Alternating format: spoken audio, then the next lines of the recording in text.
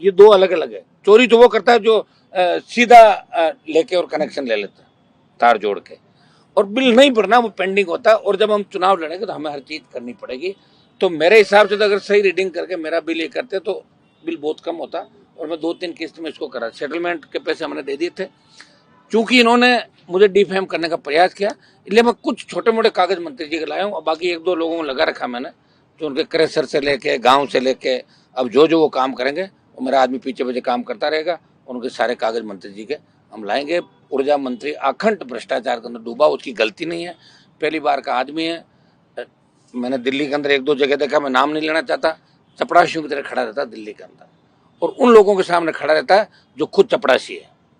उनका बॉस और है, उस बॉस का नीचे चपरासी, और ये चपरासी के सामने भी चपरासी। इससे आप अंदाज लगा सकते हो कि राजस्थान किस दिशा की ओर जा रहा है। आज हमारे जिस तरह विधायक के वहां पे सरकार के खिलाफ सख्त टिप्पणी की, भजनलाल जी को पंगु बताया कोर्ट ने, आप पंगु हो, आपकी सरकार पंगु है, आप कभी कुछ जवाब देते हो, कभी तो कहते हो भर्ती रद्द नहीं करनी जो समिति कह रही है, और कभी कहते हो जल्दबाजी होगी, जांच हो रही है। तो आप कितने टाइम जांच लोगे? और मैं तो कहता हूं कि रीट लेवल फर्स्ट की भी अगर सीबीआई जांच हो जाती तो कांग्रेस के कई नेता जेल की हवा खाते, और हम छोड़ेंगे नहीं, रुकेंगे नहीं। आप देख लो 80 दिन से तो गर्मी बरसात सब यहाँ पे आई आपके सामने बैठे हुए हैं, और पूरी ताकत के साथ लड़ेंगे, और दिल्ली कूच भी हम करेंगे। लेकिन एक बार हाईकोर्ट के फैसले का हम इंतजार कर रहे हैं कि कोर्ट क्या फैसला करता है। हाईकोर्ट की फटकार के बाद स्मार्ट मीटर लगाने के नाम पे जिस तरह पहले भी बिजली कंपनियां घाटे में चल रही है, और जब बिजली कंपनियां बनी थी 1998-2000 के दौर के अंदर, उस समय घाटा 7,000 करोड़ पहले साल के अंदर आया, और ये 1 लाख करोड़ से ज्यादा घाटा अभी बिजली कंपनियों के ऊपर है। अगर किसान की पूरी बिजली माफ भी कर देते तो भी 1 लाख करोड़ नहीं जाता, 10,000 करोड़ रुपए पर साल का अतिरिक्त रेवेन्यू देना पड़ता है। लेकिन दुर्भाग्य से जो भी बिजली मंत्री बनता है, जो भी अधिकारी है, ये लूट मचाते रहते हैं। कभी सस्ती बिजली, सस्ती के नाम पे महंगी खरीदना, कभी मीटर बदलना, कभी मीटर इनोवेशन के नाम से नई योजना लाना। पहले आरजी गुप्ता था जो बहुत बड़ा डाकू, वो करता था पहले वसुंधरा जी की सरकार के समय। और अब जो स्मार्ट मीटर का आइडिया लेकर आए अधिकारी, ये आइडिया लेकर आए, और ये 11,000 करोड़ से ज्यादा का स्मार्ट मीटर का ठेका इन्होंने दिया जीनस, जो सीतापुरा के अंदर है, जीनस कंपनी को, जिन्होंने मंत्री के खुद के स्मार्ट मीटर लगाया। और इस स्मार्ट मीटर का मुझे लगता कोई औचित्य होगा, क्योंकि स्मार्ट मीटर का मतलब है कि ऑनलाइन सारा कुछ ऑनलाइन होगा। आपके फोन से उसको अटैच करेंगे, आप रिचार्ज भी करा सकते हो। एक दिन भी आगे पीछे हो गए तो आपकी बिजली कट जाएगी, और आप इसकी अपील नहीं कर सकते। जो मैनुअल जाके, और मीटर अभी मीटर जो लगे वहाँ मैनुअल जाते हैं अपने सामने रीडिंग चेक करते हैं। अगर मीटर कम ज्यादा चलता है तो अपन उस मीटर को चेक भी करवा सकते हैं, सेटलमेंट की व्यवस्था भी होती है। लेकिन दुर्भाग्य से स्मार्ट मीटर के नाम पे हजारों करोड़ रुपए राजस्थान की बड़ी बड़ी जनता का बर्बाद कर देना, सिर्फ मंत्री जी की शौक, इस मंत्री जी का काम कैसे हो, कंपनी को ऑब्लाइज कैसे करें, और पैसा सरकार, इनका कहना है कि पैसा तो हमें ऊपर तक देना पड़ता है। ऊपर कौन सी जगह, उस बात का मुझे आज तक पता नहीं लगा कि ऊपर तो दिल्ली और जयपुर दोनों है। तो मंत्री जी बता सकते हैं ऊपर दिल्ली की तरफ देना पड़ता है जयपुर की तरफ। ये दुर्भाग्य। और ये मंत्री जो हीरालाल नागर है आपके बिजली मंत्री, जो मेरे कनेक्शन की तो बात जोर जोर से कहते हैं हनुमान जी का हमने कनेक्शन काट दिया। मैंने तो 2 लाख रुपए सेटलमेंट के 27 मार्च को जमा कराए थे, और सेटलमेंट हमारा अधिकार है हर उपभोक्ता का। अगर बिजली का बिल ज्यादा आता है तो सेटलमेंट में जाता है, और मार्च के अंदर सरकार पॉलिसी लेके आती है कि 31 मार्च तक जो ये टाइम देती है, उसमें ब्याज पेनल्टी माफ करके एक मुश्त एमनेस्टी योजना, एक मुश्त राशि के रूप में कई बार इन्होंने छूट भी दी, हर बार छूट देते हैं। मेरे से 2 लाख रुपए भी ले लिए और कनेक्शन भी काट दिया। और मंत्री जी खुद अपना स्मार्ट मीटर लगाकर फोटो छपवा रहे थे। मंत्री जी के खुद के पास 3 बंगले अभी मंत्री जी के पास है खुद के। एक बंगला जो B2 के अंदर हो गए 401, 402 विधायक नगर जो नए एमएलए फ्लैट बने, उनमें B2 में 401, 402, और अस्पताल मार्ग पर जो मंत्री जी ने आलीशान कोठी बनाई है, उसका पीडब्ल्यू ने जो पैसा दिया है वो तो शायद 35 या 40 लाख के लगभग होगा उस कोठी को ठीक करने का। लेकिन 2 करोड़ रुपए से अत्याधुनिक, जो कह सकते हैं कि हर चीज रिमोट से ही चलती है, वो अंदर से एक ठेकेदार वीडियो लेकर आया था। तो मैंने कहा भाई 2 करोड़ रुपए किसने दिए? बोले बाकी पैसा तो हम लोगों ने मिलकर करवाया, सारे लोगों ने। और मंत्री जी खुद मेरा कनेक्शन कटवा रहे हैं। लेकिन ये आज का बिल मैंने मंत्री जी का मंगाया 4 नंबर का, देखिए 2,17,428। ये ऊर्जा मंत्री हीरालाल नागर के अस्पताल रोड के 4 नंबर बंगले का बिल है, जिसमें वो शिफ्ट हो गए। 2,17,400। अभी स्मार्ट मीटर लग गया, कोई जरूरी बिल जमा कराएंगे, अब से चालू कर देंगे। ये कहाँ जाएगा, कौन पैसे जमा कराएगा? और इन्होंने, मंत्री जी ने ये लिखा था कि भाई 401 और 402 जो फ्लैट लिए,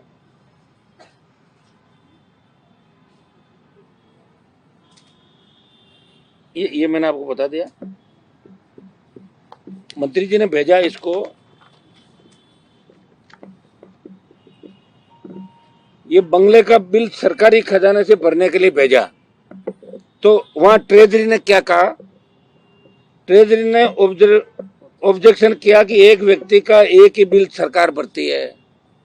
आप देखो, खुद ऊर्जा मंत्री अखंड भ्रष्टाचार में डूबा हुआ। ये तो तीनों बिल सरकार से भराना चाहता है। अभी 2 बंगले उनके बिल भी बाकी है, भरा कि नहीं भरा। लेकिन इसका मैंने जो बताया ऊर्जा मंत्री का, ये आज का बकाया बिल है। और ये 11,000 करोड़ का जो जीनस कंपनी का, इसमें कम से कम बड़ा परसेंटेज मिनिस्टर का एक इनका सिस्टम होता है। हम तो कभी सिस्टम में रहे नहीं, और शायद कभी सिस्टम में रहेंगे तो भ्रष्टाचार जड़ से खत्म हो जाएगा। लेकिन सिस्टम ये देखा कि अपने आप ही इंजीनियरों से लेके, चीफ से लेके, एमडी से लेके, सीएमडी से लेके, मंत्री से लेके, मुख्यमंत्री दिल्ली तक ये जाता है। दिल्ली की योजना दिल्ली तक, यहाँ की होती है यहाँ तक। तो इसमें 2 से 5% कमीशन बता रहे हैं। अगर 2% मंत्री के पास जाता है 11,000 करोड़ का, तो 2% कितना हुआ भाई बताओ? 220 करोड़ रुपए 2% से जा रहा है ईमानदारी का उनके पास। तो 5% अगर लिया, जब चला गया 1,000 करोड़, 7 पुश्तैनाल हो गई इसकी। पहले क्रेशर से काम चला रहा था, अब पूरा बिजली महकमा मिल गया राजस्थान के अंदर, उसको आराम से लूटो खाओ। एक बिजली विभाग के अंदर एक चीज और होती है, कोई किसी तरह का रिकॉर्ड इनके पास नहीं रहता। जैसे थाने में रोजनामचा होता है, उसको अब तो ऑनलाइन का, पहले रोजनामचे पुराने थानेदार फाड़ देते थे और नहीं लिख देते जब कोई दिक्कत होती। थाने की रोज की गतिविधि रोजनामचे में लिखी जाती है। ये नया ट्रांसफार्मर किसको देते हैं, पुराना कहां से लाते हैं, चोरी करवाते हैं, उनको ही लाते हैं। और ये जो 11,000 करोड़ रुपए का काम इन्होंने किया सरकार ने, इस काम से ये चाहते तो बिजली की छिज्जत रोक सकते थे, नए जीएसएस खोल सकते थे, पूरी बिजली दे सकते थे 6 घंटा 7 घंटा, ट्रिपिंग जो आ रही है उसको कम कर सकते थे। और आज राजस्थान सोलर और विंड के बाद नंबर 1 की ओर बढ़ रहा है। हर जगह सोलर विंड देख रहे हो। और हमारी जो थर्मल इकाइयां हैं वो भी अच्छा बिजली का उत्पादन कर रही है। हम 1-2 साल बाद अगर ईमानदारी से सरकार काम करे तो हम बिजली निर्यात करने की स्थिति के अंदर है। लेकिन मंत्री जी अपने 7 पीढ़ियों का जो मरोड़ है वो सारी निकाल लेंगे। पहली बार मौका मिला है, शायद सेकंड बार एमएलए रहे होंगे। और खियूंसर का जो हमारा एमएलए है, उसको लोगों ने कहा भाई आप बिल क्यों नहीं भरे एमएलए साहब? तो उसने कहा मैं बिल नहीं भरूंगा। मंत्री जी ने मुझे कहा है कि आप तो जीत गए और हनुमान जी हार गए, तो आप ऐसा करो मैं खुद ही नहीं भर रहा हूं। तो ये बिल देखो, इसका एक भाई रामेश्वर बीजाराम, कनेक्शन पीडीसी करा देना, मतलब 25-300 पीडीसी करा के नया कनेक्शन उसी कैंपस में लेना। फिर इसका दूसरा भाई आ गया रामेश्वर, इसी रामेश्वर ने 28,751 पीडीसी, तीसरा उसी ढाणी के अंदर। कायदे से पीडीसी कराने के बाद उस कैंपस में जब तक कोई क्लियर नहीं हो नया कनेक्शन नहीं दे सकते। उसी नाम से दोबारा कनेक्शन? हाँ, उसी नाम से सारे। अब देखिए 2 ये हो गए, एक इसका भाई छोटा माणक हो गया, इसने भी पीडीसी करा लिया। फिर नया रिले स्कूल के अंदर, फिर एमएलए खुद हो गया, इसने, ये इसका खाता नंबर है रेवंत राम बिंजाराम 14,300 पीडीसी। अब अभी रुको, अब तो रेवंत राम का पिताजी हो रहे, सुनो, उसका दादाजी बीजाराम से राजू राम 15,137। जब रेवंत राम को ये पूछा कि साहब हनुमान जी का बिजली का कनेक्शन काट दिया, आपके भी कोई गड़बड़ नहीं हो जाए? बोले मेरे को तो मंत्री जी ने साहब कह रखा है कि भजन लाल जी जब तक बैठे हैं और मैं बैठा हूं, मैं तो खुद बिल नहीं भर रहा हूं, तुम बिल भरो मत, मैं संभाल लूंगा अपने आप। ये स्थिति राजस्थान की है। अब आप बताओ राजस्थान को किस दिशा के अंदर लेके जा रहे हैं? हम जो सेटलमेंट करके और पैसा देना चाह रहे थे, हमारे कोई बिल बकाया नहीं है। और अगर बिल बकाया भी होते हैं तो एमडी और एससी जब बात करते हैं, एक सांसद डीसी का चेयरमैन होता है, जिला विद्युत समिति का, या चेयरमैन भी मोदी नहीं बनाया हमारे को, उसमें आप कनेक्शन काट के किसी को डिफेम करने की कोशिश करो कि साहब आपने, हनुमान जी तो बिजली का बिल नहीं भर रहे हैं। बिल नहीं भरना और चोरी करना ये दो अलग अलग है। चोरी तो वो करता है जो सीधा लेके और कनेक्शन ले लेता है तार जोड़ के, और बिल नहीं भरना वो पेंडिंग होता है। और जब हम चुनाव लड़ेंगे तो हमें हर चीज करनी पड़ेगी। तो मेरे हिसाब से तो अगर सही रीडिंग करके मेरा बिल ये करते तो बिल बहुत कम होता, और मैं 2-3 किस्त में इसको करा, सेटलमेंट के पैसे हमने दे दिए थे। चूंकि इन्होंने मुझे डिफेम करने का प्रयास किया, इसलिए मैं कुछ छोटे मोटे कागज मंत्री जी के लाया हूँ, और बाकी 1-2 लोगों को लगा रखा मैंने, जो उनके क्रेशर से लेके गांव से लेके अब जो वो काम करेंगे वो मेरा आदमी पीछे पीछे काम करता रहेगा। उनके सारे कागज मंत्री जी के हम लाएंगे। ऊर्जा मंत्री अखंड भ्रष्टाचार के अंदर डूबा, उसकी गलती नहीं है, पहली बार का आदमी है। मैंने दिल्ली के अंदर 1-2 जगह देखा, मैं नाम नहीं लेना चाहता, चपरासियों की तरह खड़ा रहता है दिल्ली के अंदर, और उन लोगों के सामने खड़ा रहता है जो खुद चपरासी है। उनका बॉस और है, उस बॉस का नीचे चपरासी, और ये चपरासी के सामने भी चपरासी। इससे आप अंदाज लगा सकते हो कि राजस्थान किस दिशा की ओर जा रहा है। आज हमारे जिस तरह विधायक के वहां पे बड़ी वो खनन का मामला आया है, वो खनन अगर आम आदमी के होता तो इसका 200 करोड़ जुर्माना होता, 60 करोड़ जुर्माने की बात की। जुर्माना कौन करेगा? मैं भजनलाल जी से पूछना चाहता हूँ, आपने भारतीय आदिवासी पार्टी के विधायक को तो पकड़ लिया कि अपने विधायक के खिलाफ कार्रवाई करोगे आप? और उसको जब 2-3 महीने पहले पता लगा कि मेरे 100 करोड़ का जुर्माना हो सकता है, 200 करोड़ का, तो उसने अपने साले के नाम करा लिया। उससे माइंस लगाई जो उन लोगों ने, माइंस हुई नहीं उनकी, उसको इलीगल तरीके से उन्होंने खोद के 4 लाख टन से ज्यादा माल निकाल के बेच दिया। ये दुर्भाग्य है। भजनलाल जी से मैं जवाब चाह रहा हूँ, भजनलाल जी, आप हनुमान बेनीवाल जी का घर खाली करवा रहे हो, कनेक्शन कटवा रहे हो, वो तो भर रहे हैं, और कोई हो तो आपको बता देना, चुनाव कैसे लड़ेंगे। मेरे नाम से अगर बकाया होगा तो मुझे पूरा भरना पड़ेगा। और भी कुछ है तो बता दो, लेकिन अपने विधायकों का वो भी तो आप देखो। जीरो टॉलरेंस भ्रष्टाचार की बात आप यहाँ कर रहे हो राजस्थान के अंदर, दिल्ली तक सारा पता लग गया कि सरकार कौन चला रहा, कौन नहीं चला रहा। ऐसे नौसिखिए लोग, आपकी पूर्व सांसद बजरी का काम कर रही यहाँ के अंदर, आपका एसपी जो जब टीचर था तब उसके साथ क्या हुआ, वो हमारे पास कागज आज आ जाएंगे, वो कल या परसों में उसकी भी प्रेस कॉन्फ्रेंस करके बताएंगे कि शिक्षक होते हुए उसने किस तरह उस जमाने में छात्राओं के साथ छेड़खानी करी। जब नागौर के एसपी 1996 के दौर के अंदर, ऐसे व्यक्ति को किसने करेक्टर सर्टिफिकेट दिया जब वो डिप्टी बना था? ये हुआ। इसकी शिकायत हम प्रधानमंत्री से करेंगे और चाहेंगे कि इसको गलत तरीके जो थाने में सर्टिफिकेट दिया, इसको घर भेजें और इससे वसूली करें जो नौकरी के अंदर रहते हो किया। ये काम चूंकि दिल्ली वाले तय करते हैं कि आईपीएस बनने के बाद गलत तरीके से कोई आईपीएस बन गया और उसने कोई तथ्य छुपाए तो उसको जेल जाना होगा, उसकी कार्रवाई हम बाद में करेंगे। लेकिन आज हम 81 दिन से यहाँ धरने पे बैठे हैं, एसआई भर्ती रद्द कराना है, आरपीसी पुनर्गठन, तमाम मुद्दों को लेकर बजरी माफिया के खिलाफ लड़ रहे हैं। दुर्भाग्य देखिए कि किस तरह बजरी माफिया राजस्थान में हावी हो गया। पहले वालों को भगाया तो दूसरे आ गए, और दूसरे में बीजेपी के कई लोग इसमें इन्वॉल्व है। कई लोगों ने 15%, मुझे तो धीरे धीरे जब इकट्ठा होगा तो अब ये लड़ाई आर पार की है, ये आर पार की लड़ाई चलेगी। 15 को हमारी नागौर के अंदर बड़ी लड़ाई है। जिस तरह रेलवे लाइनें निकल रही है, वो उनको 1 लाख 1.25 लाख रुपए पर बीघा दे रहे हैं। आज जमीन के भाव आसमान छू रहे हैं। 15 से 20 लाख रुपए पर बीघा किसान को दें, पुनर्वास की व्यवस्था करें, क्योंकि जमीन ही है उसके पास, तो उजड़ जाएगा तो कहाँ जाएगा। इसको लेके जिस तरह बड़ी कंपनियां में गुंडागर्दी कर रही नागौर के अंदर, कानून पुलिस इनकी कठपुतली बन गया, भाजपा के हारे हुए नेताओं की, ऐसे लोगों की, अनपढ़ लोगों की। तो इसको लेके 15 को हमारा बड़ा प्रदर्शन है। 50,000 से ज्यादा लोग 15 तारीख को नागौर के अंदर आर पार की लड़ाई का ऐलान हमने किया, वहां आक्रोश के रूप में दिखेंगे। ये दुर्भाग्य है कि इस बिजली मंत्री ने जो घपला घोटाला किया, मीटर जिस ठेका जिस कंपनी को दिया, और उसमें जो भ्रष्टाचार की भारी बू आ रही, क्यों सर एमएलए को ये कहना कि आप बिल्कुल मत भरना अपने परिवार के बिल, मैं बैठा हूं ना, मैं सब करा दूंगा। आपको मैं धन्यवाद देता हूं, आपने हनुमान जी की पार्टी को हराया। हनुमान जी की पार्टी को कह रहे हो, हनुमान जी का मैं काम करता था पहले, बीजेपी को तो उम्मीदवार ही नहीं मिला, तभी तो मेरे यहाँ से ले गए थे उदार उम्मीदवार। हनुमान जी तो वही है, यही है, करा लें ईडी सीबीआई भेज के जांच, कुछ भी नहीं मिलना। ये राजस्थान का दुर्भाग्य। और मैं मीडिया के माध्यम से तमाम हमारे सरकार के अंदर बैठे जो अधिकारी सरकार चला रहे हैं, मुख्यमंत्री को भी कहना चाहूँगा कि समय रहते जो सबूत हम आपको दे रहे हैं उसमें आप कार्रवाई करें।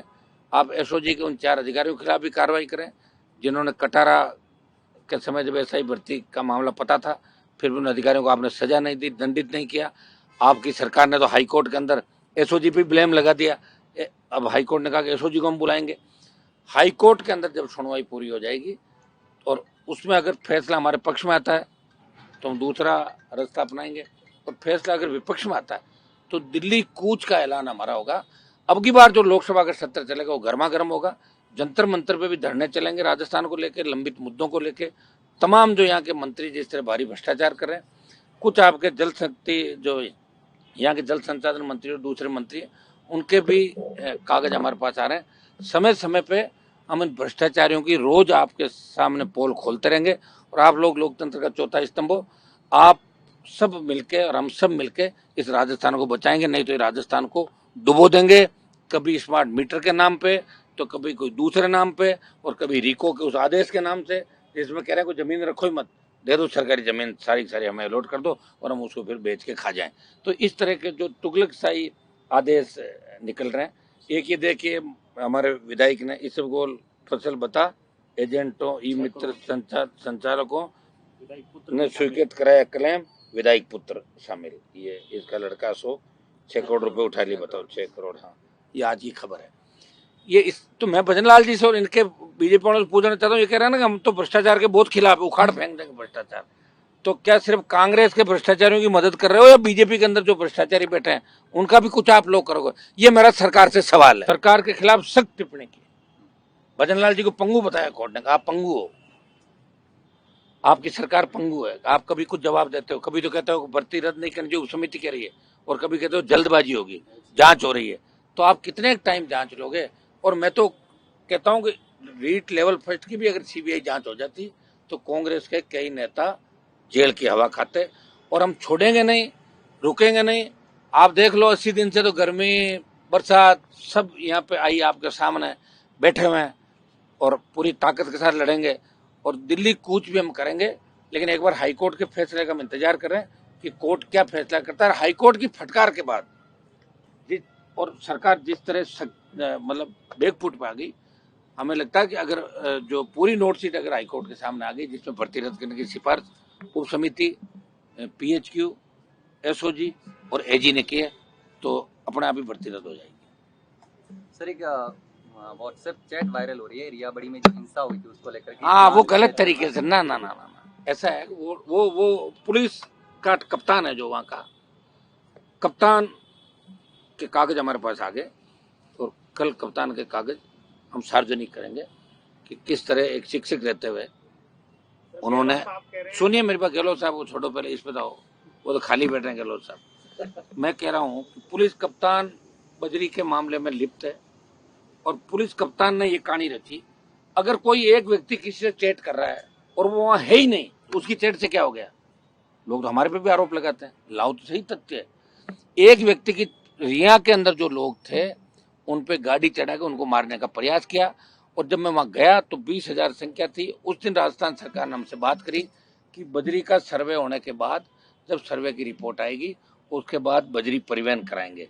तो ऐसी क्या आवश्यकता पड़ गई कि सेकंड डे ही बजरी का परिवहन चालू कर दिया?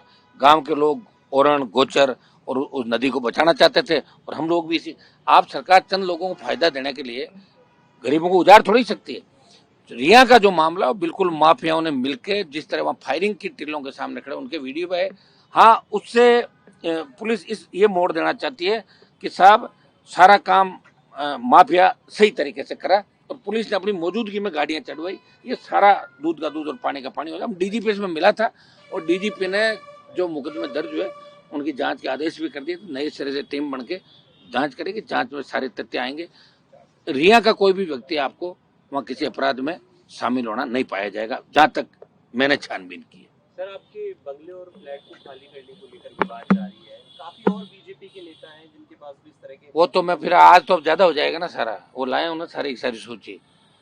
बीजेपी के नेता, कांग्रेस के नेता, और 5-6 तो प्रमुख नेता ही हो गए आपके भाई। सचिन पायलट, गोविंद डोटासरा, अशोक गहलोत, वसुंधरा राजे, ये सब विधानसभा पूल में लिए। इनके मकान जीएडी में थे, उनको विधानसभा पूल में लिए, और इनको एक तीसरे अपने थे, चौथे मैं 4 नाम बताऊंगा बड़े बड़े आपको, बाकी तो क्या लंबी चौड़ी लिस्ट है, इसमें समय लग जाएगा। एक बंगला और है आपका प्रताप भील, उसके नाम से अलॉट कराया, बड़ा बंगला है, बड़े बंगले जो जीएडी के अंडर में, तो ये प्रताप भील का बंगला सजा के और बीजेपी किसी बड़े नेता को देंगे। और एक हमारे राजेंद्र पारिक जी को दिया और एक नरेंद्र बुटानिया। देखिए ये बंगले देके सचिन पायलट, गहलोत और डोटासरा, इनको बड़े बंगले देके एक तरीके से सुरक्षा और बंगले देके इनको ये कहा कि भाई आपको सब आपकी व्यवस्थाएं मिल जाएगी, आप तो शांत रहो, इसी बात का आपको इनाम है। और ये इनाम दिया, और यही तो इनाम दे रहे हैं। मैं तो मकान खाली, मेरे मकान में कौन रहता है, मैं तो सड़क पर रहने वाला आदमी हूँ, बच्चे तो मेरे नागौर पढ़ रहे हैं, वहाँ की बिजली काट दी, मैं जनरेटर चला रहा हूँ।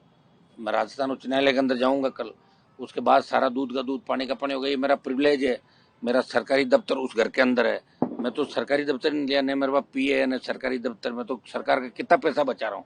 इसके अंदर भी इनके खिलाफ कड़ी कार्रवाई करेंगे। और अब इस सरकार के मुखिया और उनके आसपास के लोग और मंत्रियों के खिलाफ हम रोज मोर्चा खोलेंगे और इनके भ्रष्टाचार की पोल खोलेंगे।